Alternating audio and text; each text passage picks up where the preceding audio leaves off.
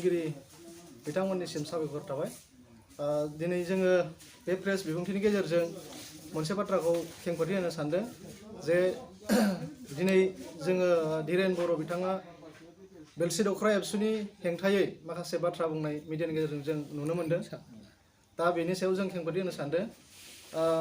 दाख्लै 24 खालार खालि डिसेम्बर 24 खालार खालि जि मोनसे जाथाय जालांदों, बियो बिथाङा बुंनाय बायदि एसेबां क्रिटिकेल नङा जे बिथांनि आफादनिनो बे सिसिबाइनि नेहाथारि होननानै जों मिथिनो मोन्दों। बि नायजाब बिथाङा जोंनि बेलसि हालामाव फैदोंमोन। बिथाङा फैनायनि उद्देश्यआ मा बिनि जेबो मोजां गुमुर मोनैयाव जोङो खोनानो मोननाय बायदिबा बिथाङा गोदान मोनसे आफाद जोनोम होनो फैदों होननानै जों खोनानो मोन्दोंमोन। दा बै बाथ्राखौ जों मिथिनो लुबैनानै जोङो बिथांनि रायजो राजानिफ्रायबो खौरां मोननाय हिसाबै जोङो थांनानै सोंहैनाय जादोंमोन। दा जोंनि गोसोआव एबा बे हालामनि रायजो राजाफोरनि गोसोआव मोनसे गिखांनाय फैदों जे गोदान आफाद दानो होननाय लोगो लोगो बे गोदान आफादा मा आफाद जागोन। बिथाङाथ' मोनसे आफाद NDFB आफादनि सासे बिबानगिरि। दा बिथाङा गोदान आफाद दाफैनो होननाय लोगो लोगो खोनानानै रायजो राजाखौ गिखांनाय मोन्दोंमोन आरो जोंबो मिथिनो लुगैदोंमोन जे बिथाङा मानो फैमारदों। दा बै बाथ्राखौ सोंनो थांनायाव बिथाङा बुंदों जे बनसु आफाद दानो आङो मानसि बुथुमबाय थानाय जादों बा खौरां लानाय जादों मानसिफोरखौ, बेबायदि होननानै बिथाङा फोरमायदोंमोन। जायनि जाहोनाव जोङो बिथांखौ खावलायनाय जादोंमोन जे नोंथाङा बे थांखिखौ लाथ'ब्ला मोजां जायो। जोंहा ओरैबायदि इसु माखासे जागासिनो दं, जेनेबा हा हुनि खामानिया पर्यायक्रमै थांगासिनो दङ। प्लास BTR एकर्डनि गेजेरजों नैबे जोंनि सनितपुर आरो बिश्वनाथखौ सोसननायनि प्रसेसफोरा सोलिगासिनो दङ। बे हालामनि रायजो राजाफ्रा गोसो गुदुङै नेनानै दङ। दा बेनि थाखायनो जोङो बेबायदि गोदान थांखिखौ गोदान आफाद दानायखौ लुबैयाखै होननानै जों फोरमायनाय जादोंमोन। नाथाय बिथाङा गोख्रोङै बुंदों जे बिथाङा आफादखौ दागोन। बे बाथ्राखौ बुंनायाव जे बिदिनो एसे गेंग्रे गुंग्रे जादों। बेयाव गामियारि माखासे लाइमोन सेंग्राफोरबो दंमोन, रायजोफोरनिफ्राय सानैसो दंमोन, जोंनि दख'रानि सेंग्राफोरबो थांबाय। दा बेयावनो एसे जाथाया गिदिर नङा, फिसायै जालांदों। दा बेखौ बिथांमोना बांद्राय क्रिटिकेल खालामनानै प्रेस बिबुंथिनि गेजेरजों बुंबाय दङ। दा जों बेखौ दुखु फोरमायदों आरो जों खावलायदों बेबायदि प्रेस बिबुंथि होबाय थायालासिनो बे जेंनाखौ जोङो बुजा बुजिनि गेजेरजों सुस्रांलायोब्ला मोजां जागोन। आङो बेखिनिखौनो जोङो नैबे मिडियानि गेजेरजों रोखायै फोरमायहरनो सानोदि जोंहा एक्स NDFB बिथांमोनजों जोङो जेबो एगेन्स्ट गैया, जेबो सुथुर गैया। बेखौसो जों लुबैयो। जों दख'रा बा सनितपुरनि रायजो हिसाबै बा बेलसि दख'रा एबसुनि जानानै जों बेखौसो लुगैयो। जाय बिथांमोना एक्स NDFB हिसाबै दा दङ, बिथांमोनखौ जोङो गुलाय गुजाय जाना थानायखौ जों नुनो मोन्दों। मानोना बिथांमोना गावसोरनि एक्स NDFBनि खामानिखौ मावनोनो गोबां दङ, माने मावनो गोनां गोबां दङ। दा बे खामानिखौ मावाबालानो दिनै जोंनि ओनसोलावसो फैनानै बनसु दाफैनाय, बनसु दानानै बिथांमोना मा खामानि मावनो सानदों जों बेखौ मिथिनो लुबैदों।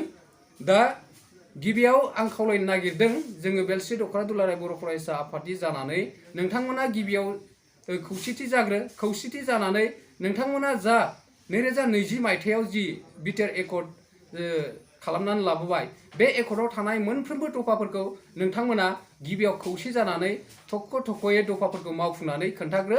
बिनि उनाव जोंनि ओनसोलाव जौगानाय जागोन ना जाया, जौगानाय फैगोन ना फैया, बेखौ नोंथांमोना जोंनो फोरमायो।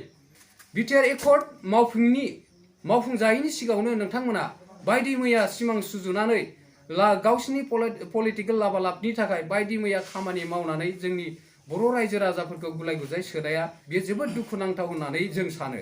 दा बेबायदि खामानि मावनायनिफ्राय नोंथांमोना सांग्रां जानांगोन। नोंथांमोना बर' माहारिनि जि खौसेथि थांना थानाय बै गासै बिथिंखौ नोजोर होनानै खामानि मावनांगोन। दिनै गावसिनि आफाद थासेयावनो गुबुन आफाद दानो नागिरनाय, बेखौ जों गनायनो हानाय नङा। नोंथांमोना नोंथांमोननि खामानिखौ मावबाय था, बेखौ जोङो गोख्रोङै जोंनिफ्राय खावलायहरनाय जादों।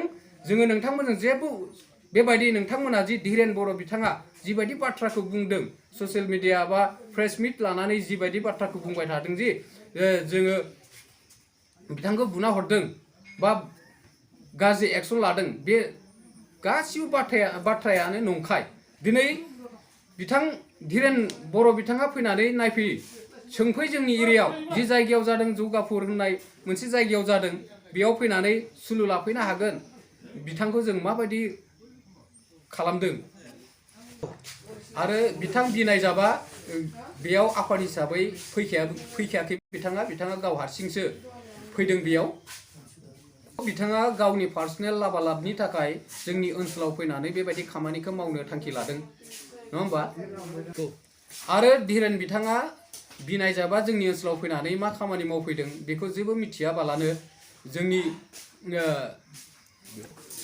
बिनायजाब बिथाङा जोंनि बेलस्रि एरियायाव फैनानै मा खामानि मावफैदोंमोन बेखौ धीरेन बिथाङा जेबो मिथियालासिनो दिनै ससियेल मिडिया बा प्रेस मिटनि गेजेरजों बायदिसिना बाथ्रा बुंगासिनो दङ दा बेखौसो आं खावलायनो सानदों दि धीरेन बर' बिथांखौ नोंथाङा साना हुसिया सासे गोरों मानसि हिसाबै साना हुसिया जोंनि ओनसोलाव मा जानानै थांदों मा जादों मा जानो नागिरदों बेनि जेबो गुमुर गैयालासिनो नोंथाङा दिनै ससियेल मिडिया बा प्रेस मिट लानानै बायदि मैया खोथा बुंगासिनो दङ आं बेखौसो खावलायनो नागिरदों नोंथाङा दिनैनिफ्राय बेबायदि नंखाय बाथ्राफोरखौ ससियेल मिडियायाव फोसावनानै रायजो राजा बिथांमोनखौ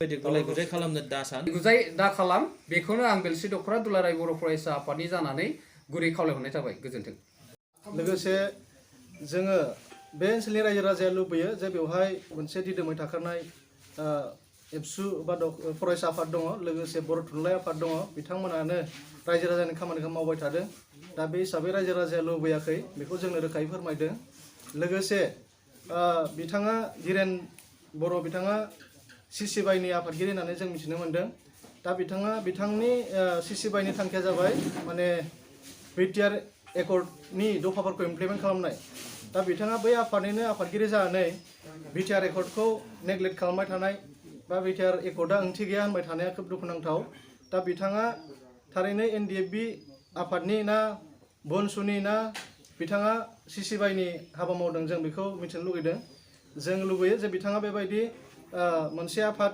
दानानै माबा मोनसे मोजां थांखिजों हाबा मावनो लादोंब्ला बेबायदि गुलुं गुजुंखौ जाहाथे खालामा आरो जोंनि हालामाव फैनानै बेफोरबायदि थांखिखौ जाहाथे मावफुंनो लाया जों बेखौ खावलायदों